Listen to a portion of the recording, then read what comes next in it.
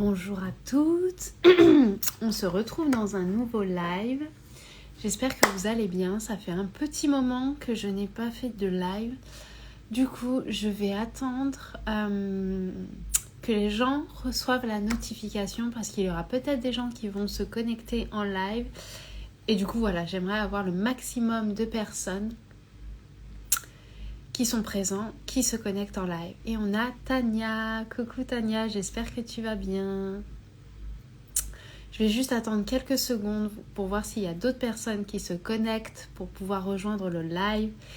Et ensuite, je vais démarrer ce live pour aujourd'hui. Donc, je me suis pris un petit thé. Alors, je pense que vous voyez aussi le bazar derrière moi. Je suis en train de réorganiser chez moi pour pas mal de choses, notamment pour mettre en place des ateliers par rapport à la pédagogie Montessori. Du coup, il y a beaucoup de bordel en ce moment. Et on va en parler aussi aujourd'hui. Bonsoir Tania.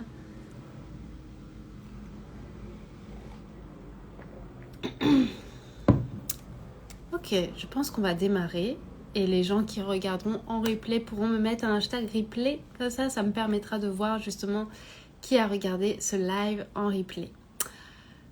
Déjà, je voulais commencer ce live en vous expliquant le pourquoi de mon absence pendant une semaine. Comme vous le savez, ou peut-être que vous ne le savez pas, peut-être que vous me rejoignez depuis peu sur le compte Instagram, je fais des lives tous les jours. Je me suis toujours lancée dans un défi live, donc un défi de faire des lives tous les jours pendant 365 jours. Et je crois qu'avant que j'arrête, on était à 138 ou 130 ou au 130e live. De toute façon, les replays des lives sont disponibles sur Facebook. Et je vous invite du coup à vous abonner à la page Facebook pour pouvoir avoir accès aux replays des lives. Parce que c'est là où ils sont disponibles pour l'instant. J'ai le projet aussi de les mettre sur YouTube, mais forcément ça prend du temps parce que je dois transférer 138 vidéos sur YouTube. Donc voilà. Pourquoi j'ai fait 130 live, 139 live.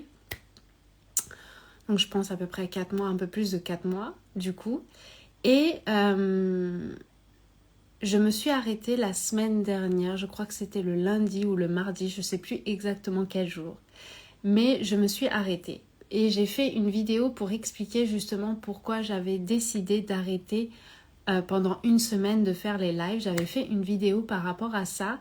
Et j'ai essayé de la mettre justement sur Facebook, de mettre le replay sur Facebook le jour où j'avais fait cette vidéo pour expliquer pourquoi j'ai décidé de faire une pause dans les lives et pour une pause pour je ne sais combien de temps. Et j'ai essayé de publier plusieurs fois et ça n'a pas fonctionné. Donc j'ai décidé de quand même prendre ma pause et de revenir aujourd'hui en live pour vous expliquer pourquoi j'ai décidé de faire cette pause de une semaine. Parce que je pense que le replay, quand je vais poster le replay, quand je vais poster cette vidéo pour que ça soit disponible en replay aux personnes, ça sera disponible. J'ai décidé de faire une pause pendant une semaine par rapport au live parce que ça devenait trop pour moi, trop difficile à gérer parce que j'étais toute la semaine dernière dans une phase extrêmement consommatrice d'énergie parce que j'avais plusieurs projets, plusieurs choses à clôturer extrêmement importantes pour moi et qui demandaient beaucoup d'énergie et qui me demandaient notamment de l'énergie parce que le seul moment où je pouvais le faire c'était le soir. Et faire les lives en même temps c'était trop compliqué. Ça devenait en fait trop pour moi à ce moment-là. Donc du coup j'ai tout simplement décidé de mettre en pause les lives pendant une semaine pour pouvoir justement me concentrer véritablement sur ces projets-là. Ce que je voudrais rajouter par rapport à ça, parce que je veux rajouter quelque chose, mais je ne sais plus exactement quoi.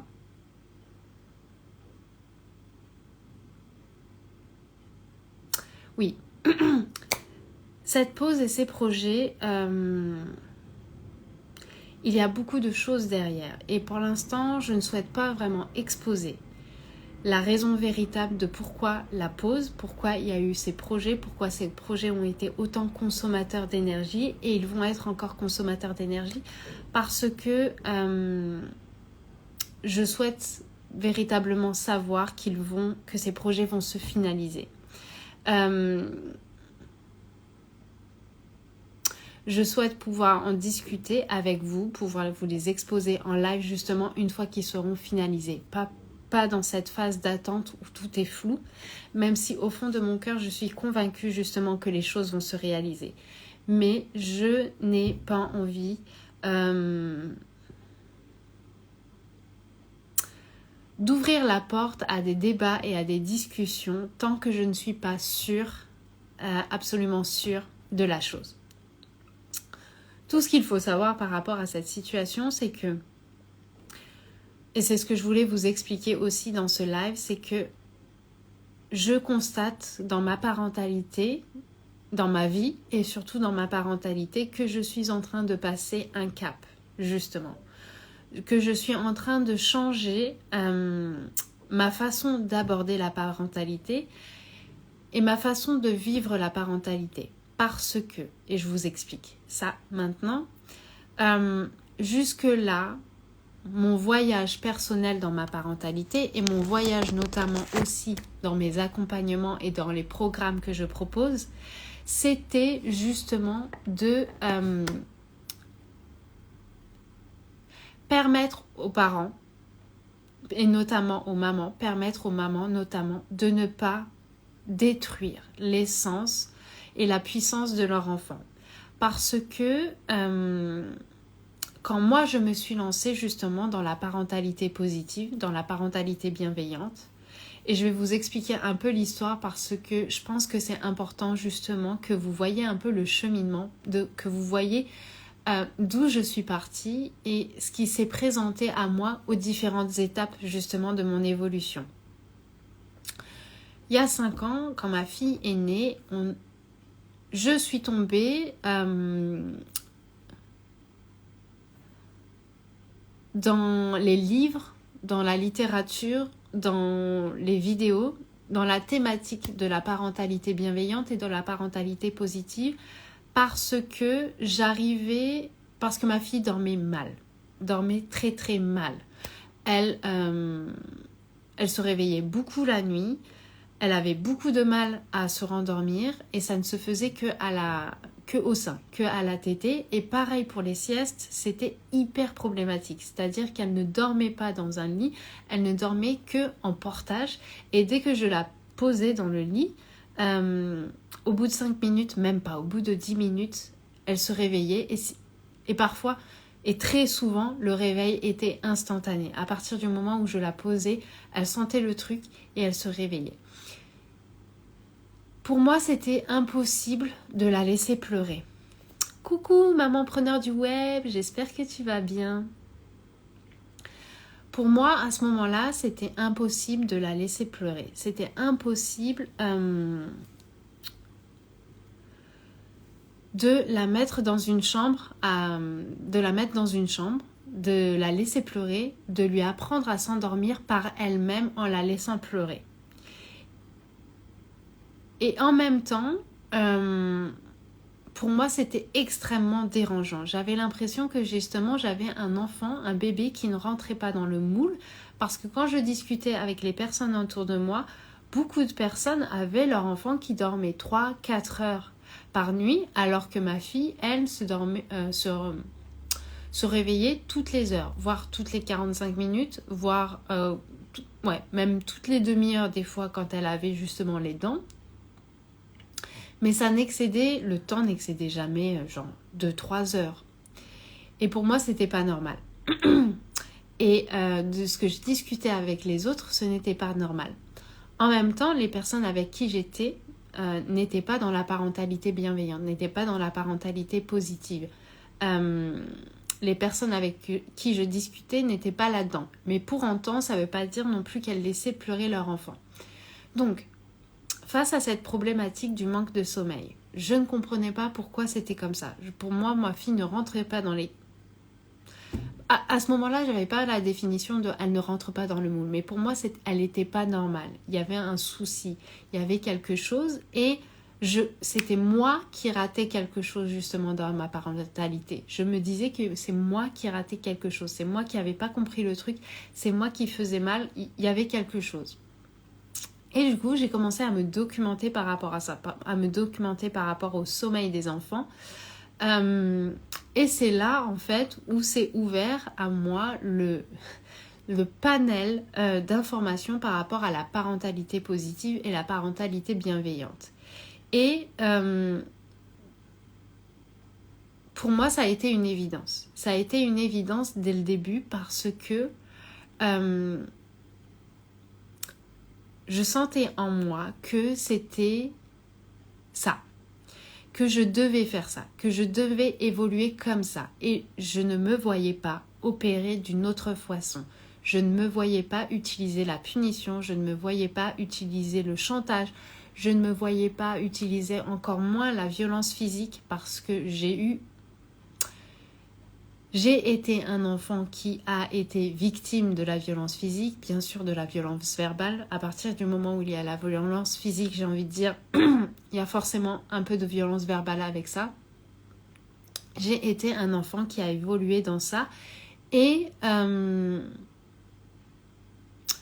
je suis suffisamment restée en contact avec cette souffrance dans ma vie que je ne voulais pas justement répéter ça. C'est pas quelque chose que je valorisais, c'est pas quelque chose que je niais. Je savais que justement cette violence physique que j'avais eue durant mon enfance était aussi le fruit de mes comportements et notamment de mes blocages dans le monde d'aujourd'hui en tant qu'adulte. Parce que j'étais quelqu'un de peu sociable, d'extrêmement timide, qui avait très peur, qui se sentait faible par rapport aux autres ou alors qui avait besoin justement de surperformer, d'être la meilleure, d'être au-dessus des autres pour pouvoir justement se sentir bien, se sentir légitime, se sentir aimé. Et je savais au fond de moi qu'il y avait des blocages qui étaient dus au fait, à l'éducation que j'avais reçue. Je savais que le manque notamment de confiance en moi, qui était énorme à ce moment-là, était dû aussi à ça, était dû à l'autorité, la domination que j'avais reçue en tant qu'enfant et aussi le manque d'amour dans les relations avec mon père. Il y a énormément de choses que je pouvais voir qui venaient justement de l'éducation que j'ai reçue, de la parentalité que m'ont donné justement mes parents. Même si je ne les blâme pas, même si je ne les rejette pas, parce qu'ils sont arrivés dans ce rôle avec leur lot de blessures, leur lot d'inconscience, leur lot de conditionnement et leur lot de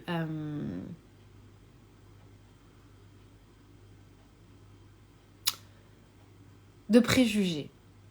Ils sont arrivés avec tout ça dans la parentalité et ils ont appliqué en fonction de ça. Et pour moi, c'était pas possible de répéter la même chose parce que je voyais très clairement dans ce qui avait été fait, dans mon éducation, qu'il y avait de gros loupés, de grosses lacunes, qu'il y avait des choses qui n'allaient pas. Et quand j'ai découvert la parentalité bienveillante, quand j'ai découvert la parentalité positive, il y a des choses, en fait, je me suis retrouvée avec des preuves scientifiques de ce que je ressentais. Je ressentais que plein de choses qui avaient été faites n'étaient pas bon, n'étaient pas vraies, n'auraient pas dû être ce qui était et que ça bloquait, que ça avait des destructions, que ça avait des conséquences justement sur les enfants, que ça avait eu des conséquences sur moi. Et là, je retrouvais des gens qui expliquaient exactement ce que je ressentais depuis des années au fond de moi. Et je trouvais des preuves scientifiques, des personnes qui les avaient justement rassemblées dans ces livres qui me confortaient justement dans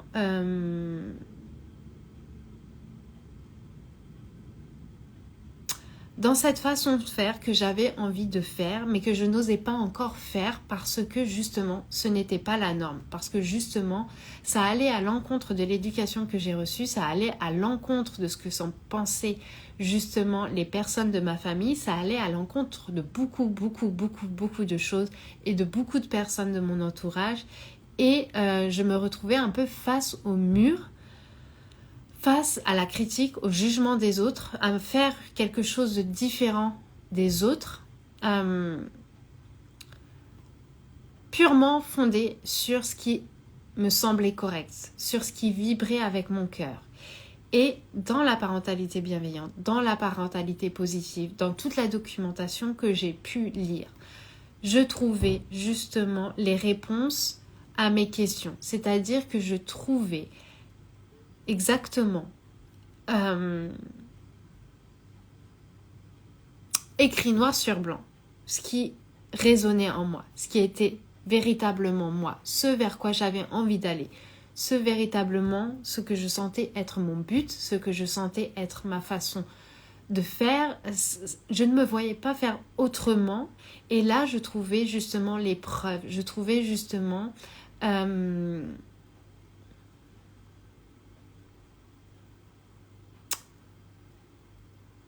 une autorisation à le faire. Je trouvais quelque chose qui m'autorisait à le faire véritablement parce qu'il y avait des preuves. Parce qu'il y avait des gens qui pensaient comme ça, parce qu'il y avait des gens qui fonctionnaient comme ça, parce que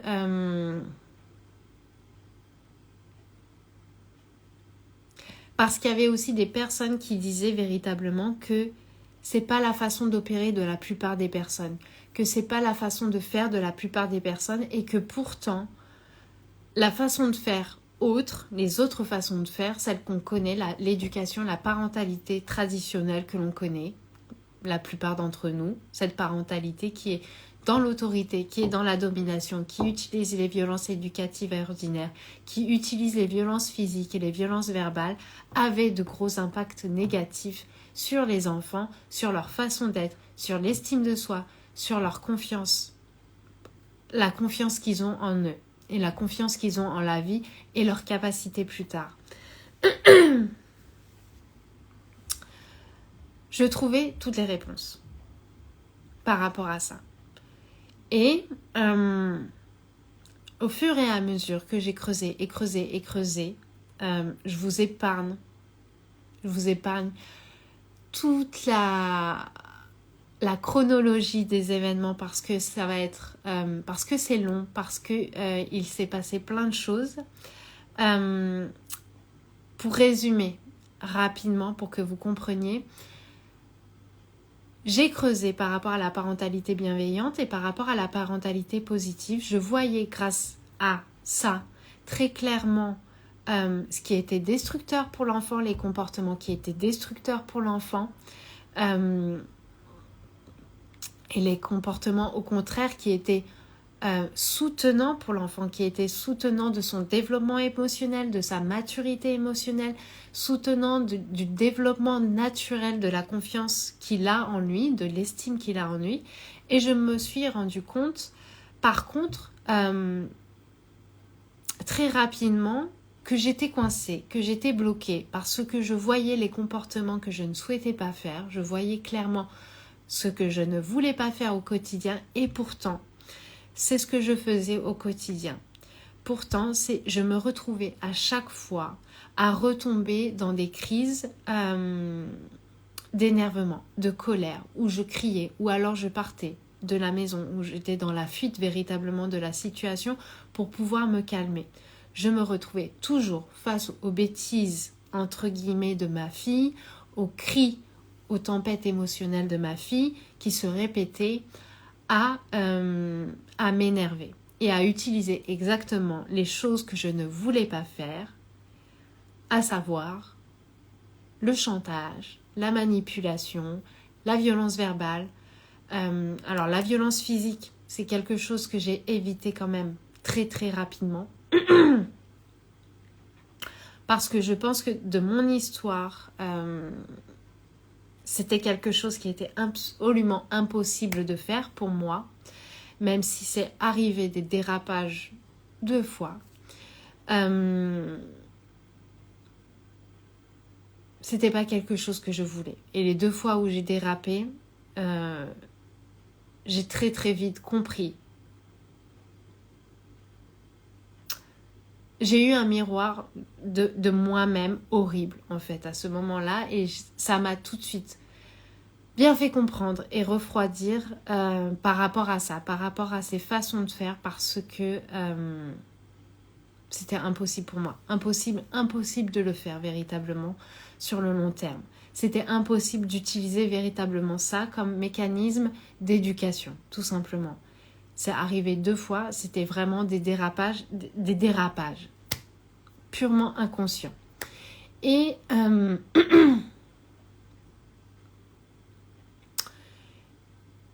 du coup, voilà. Et le problème en fait que je vois dans ce qui est véhiculé sur les réseaux sociaux, ce qui est expliqué dans la parentalité bienveillante et dans la parentalité positive, c'est beaucoup d'outils, beaucoup de connaissances en fait par rapport à l'enfant, beaucoup de connaissances par rapport à justement comment réagir vis-à-vis de l'enfant, quelle est la situation, quelle est la façon de faire idéale vis-à-vis de l'enfant, vis-à-vis des tempêtes émotionnelles de l'enfant, vis-à-vis de ses émotions, vis-à-vis des entre guillemets bêtises.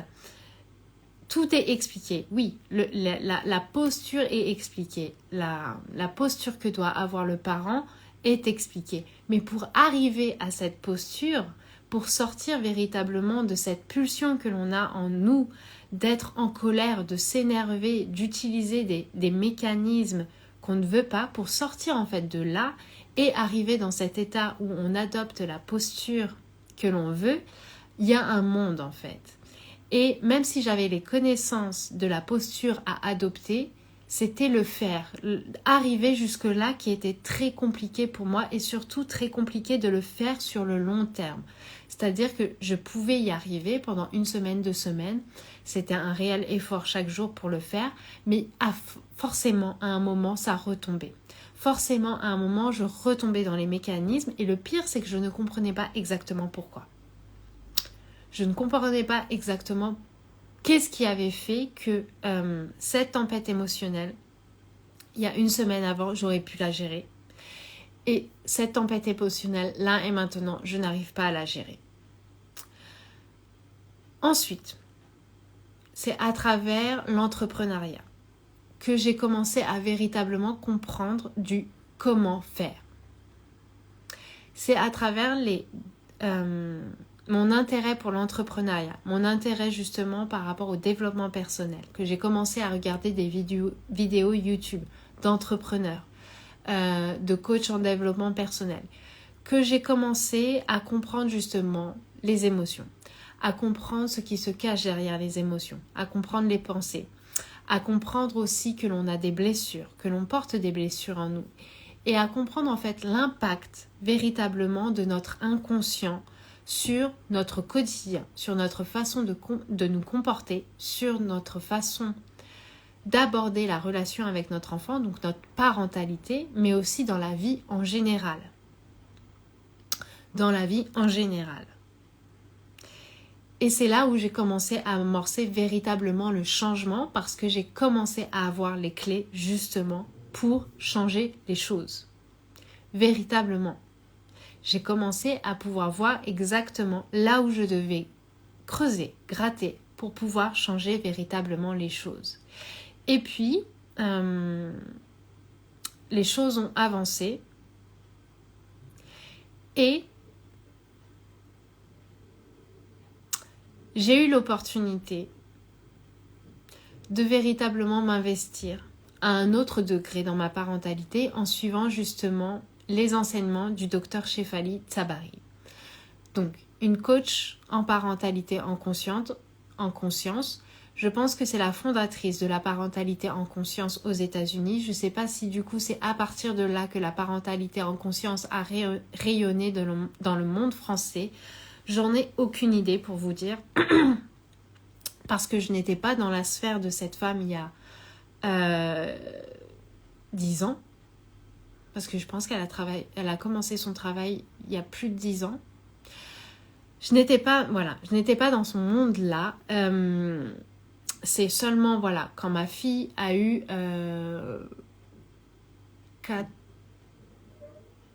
3 ans et demi, 3 ans et demi ou 4 ans, que j'ai commencé que j'avais déjà bien évolué, mais que là, les choses se sont transformées à un autre degré. Les choses se sont transformées à un degré beaucoup plus profond, parce que j'ai compris justement la profondeur de ce qui se jouait dans notre inconscient, dans notre parentalité. Et durant toutes ces années, jusqu'à maintenant en fait, durant toutes ces années, à partir du moment où je me suis lancée, que j'ai commencé à lire par rapport à la parentalité bienveillante, par rapport à la parentalité positive, jusqu'à suivre cet enseignement, suivre cet accompagnement hyper intensif, justement avec le docteur Shefali Tsabary aux États-Unis. Et après même, la parentalité pour moi, et dans mon cheminement, ce n'était que éviter de transmettre les blessures à ma fille, éviter de transmettre mes conditionnements à ma fille, éviter d'être le poids émotionnel, d'être la personne justement immature émotionnellement, qui va utiliser des mécanismes qui vont eux-mêmes l'enfermer dans quelque chose qui n'est pas elle, qui vont eux-mêmes l'enfermer dans une vision négative d'elle-même, qui vont même l'enfermer dans un détachement émotionnel vis-à-vis de ses propres émotions, vis-à-vis de son cœur, vis-à-vis de ses envies. Je voyais très clairement que ma fille était dans sa puissance, que ma fille était guidée par ses envies, que ma fille était justement quelqu'un qui avait confiance, qui était confiante de nature, qui était quelqu'un justement qui allait vers les autres, qui osait parler, qui osait discuter, qui n'était pas du tout la personne que j'étais. Je voyais très clairement la différence entre elle, déjà très très jeune, et moi. Je voyais véritablement qu'elle était beaucoup plus connectée à sa puissance intérieure, à ses guides intérieurs, à cette confiance, cette estime d'elle, cette écoute vis-à-vis d'elle-même. Je voyais qu'elle était beaucoup plus connectée, elle, que moi je l'étais, que moi véritablement j'avais été déconnectée de ça. Et toute ma parentalité, jusqu'à ces 5 ans, ça a été justement de ne pas être celle qui la déconnecte. En tout cas, pas être de façon... Non, de ne pas être celle qui la déconnecte. C'est-à-dire, il peut y avoir des moments de dérive, il peut y avoir des moments d'inconscience, mais on les voit très vite, on les voit. Et on travaille dessus, et on revient dessus. Mais il y a un véritable travail de fond qui est justement de se connecter à l'enfant, d'être là pour l'enfant, d'être présent pour l'enfant, de le soutenir dans les traversées émotionnelles. C'était véritablement un travail justement pour atteindre cette posture dans ma vie, pour tout simplement lui offrir une parentalité où elle puisse fleurir, dans son plein potentiel, dans sa puissance intérieure, guidée par ce qu'il y a en elle, guidée par son âme, guidée par son essence. Ça a été ça véritablement les premières années de ma parentalité. Ça a été de ne pas être celle qui coupe le cordon avec sa puissance intérieure, avec cette âme, cette essence, ne pas être celle qui va la faire entrer dans les normes et ne pas être, et quand je dis ne pas être celle, c'est-à-dire que pour moi c'était pas non plus acceptable que les autres le fassent. C'était aussi créer un environnement autour d'elle qui lui permette qui ne soit pas un environnement qui la mette dans des normes, qui la mette dans des cases, qui la pousse à se déconnecter véritablement d'elle. Ça a été ça véritablement pendant des années. Même si je l'ai expliqué dans les stories, je me suis rendu compte quand même que dans l'école où elle était, dans l'école Montessori, forcément il y avait une certaine déconnexion qui était effectuée par rapport à son âme, par rapport à son essence, par rapport à ses réels besoins, par rapport à ses envies. Et c'est pas forcément dû à l'école, je pense que c'est principalement dû à la posture, justement, des personnes qui sont dans l'école. C'est le personnel derrière tout ça. Et justement, c'est cette chose-là qui m'embête, cette chose-là qui véritablement n'est plus en accord avec moi. Le fait justement que ça soit comme ça, que ça soit pratiqué, même si c'est quelque chose dont j'ai conscience depuis plusieurs mois, même une année, mais avec laquelle j'ai essayé d'évoluer, parce que j'ai essayé de dialoguer, j'ai essayé de créer quelque chose d'autre, mais maintenant j'arrive à un stade où en fait c'est plus ok, ça ne passe plus, ça ne passe véritablement plus avec moi. Et du coup, ce changement, cette évolution, cet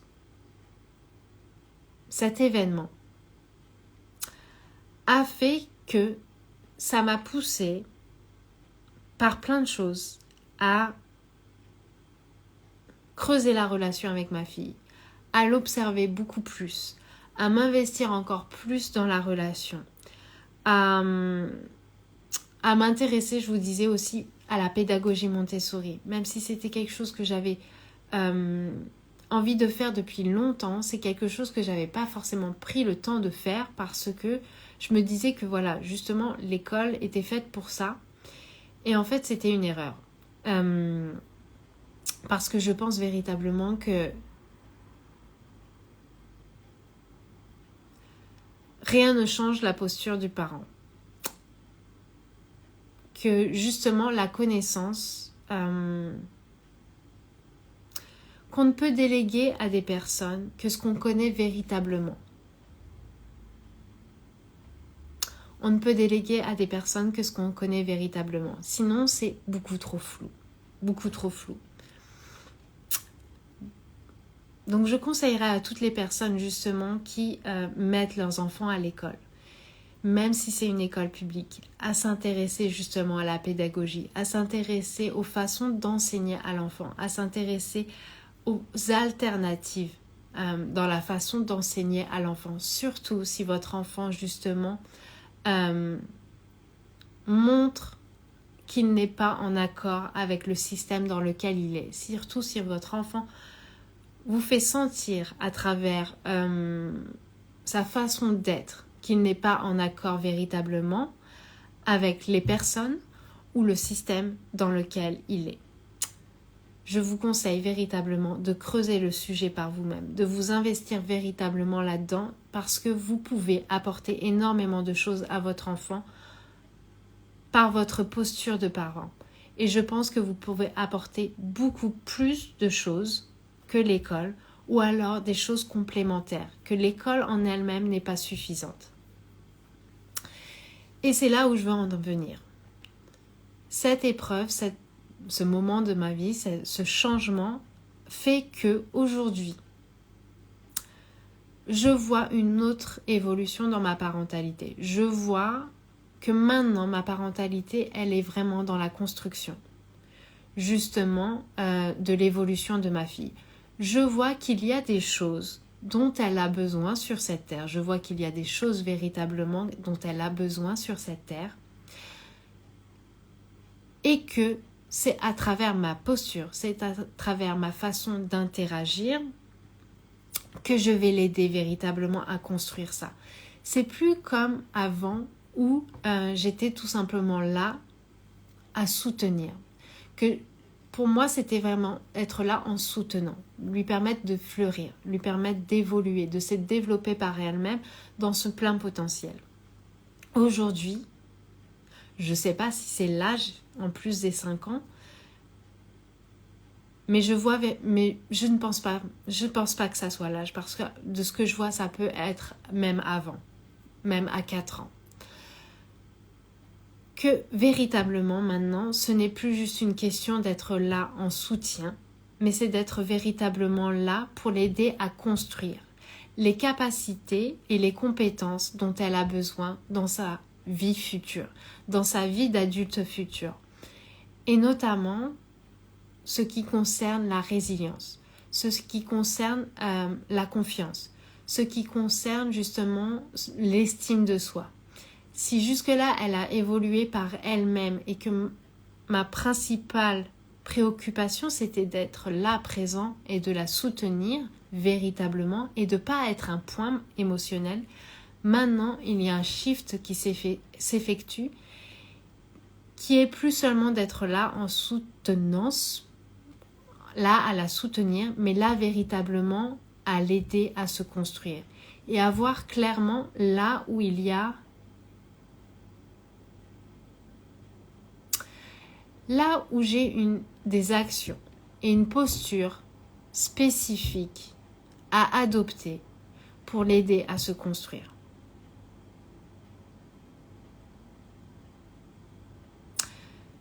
Avant, c'était éviter de la détruire.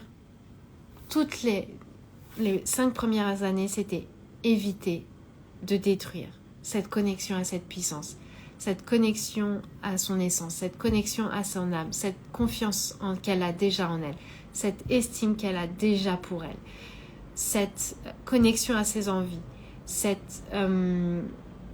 éviter de détruire ça, éviter de couper ça, éviter de lui demander d'être quelqu'un qu'elle n'est pas, tout simplement pour rentrer dans les normes, tout simplement pour rentrer dans les conditionnements de la société. Et maintenant, c'est plus simplement ça, parce que ça, c'est présent aussi, hein, ça est là, ça sera toujours là. Ça sera toujours là, ça ne peut pas partir. Et c'est la base justement du deuxième stade, qui est la construction, qui est de lui permettre de construire cette autonomie, qui est de lui permettre de construire cette résilience, qui est de lui permettre de construire ses compétences pour la vie.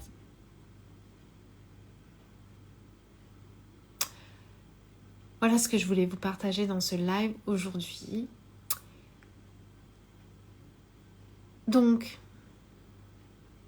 ça veut dire pour moi aussi des changements à venir sur ce compte, des changements à venir sur parentalité à la découverte de soi, parce que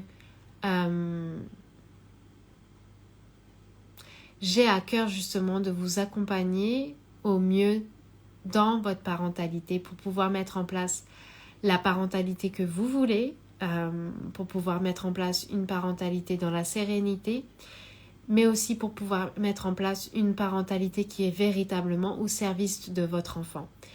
Donc ça veut dire que tout ce qui est présent va rester, bien sûr,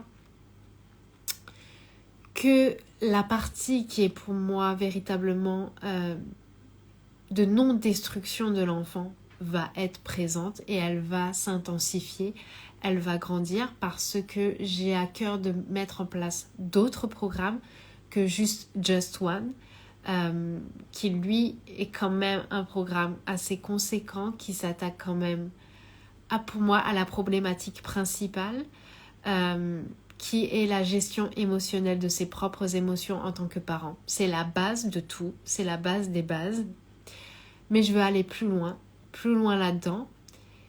Et je pense qu'on ira du coup plus loin aussi dans cette parentalité qui est constructrice de l'enfant, parce que c'est moi là où je vais.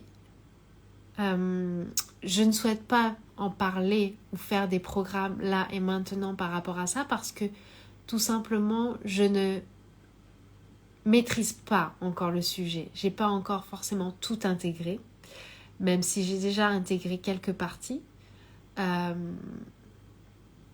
Même si j'ai déjà intégré quelques parties en peu de temps. Donc je sais que ça peut arriver très vite, en peu de temps, à partir du moment où on a maîtrisé, entre guillemets, j'aime pas dire ça, mais le premier niveau. Donc voilà, c'était ce que je voulais vous dire par rapport à ça, par rapport à l'évolution du compte. Et par rapport au live, j'avais mis du coup une semaine en pause justement pour pouvoir, par rapport à cette parentalité constructrice, aux projets qui sont en véritable relation par rapport à ça, pouvoir me consacrer totalement à ça parce que j'en avais besoin à ce moment-là. Et par rapport au live, je vous dirais que je ne sais pas.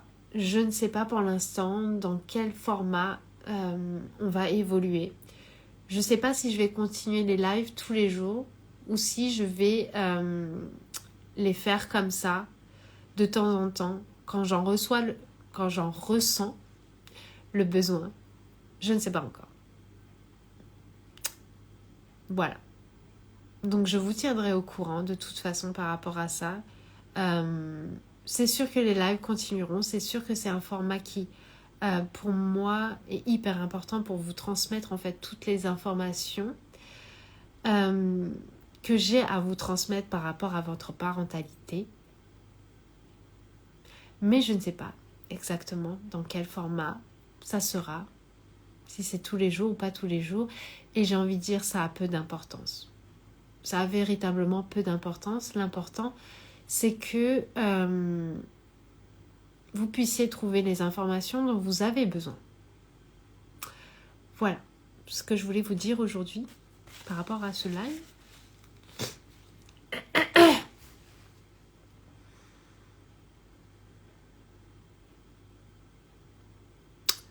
Je vous dis donc à demain ou à un autre jour pour un autre live. Ciao!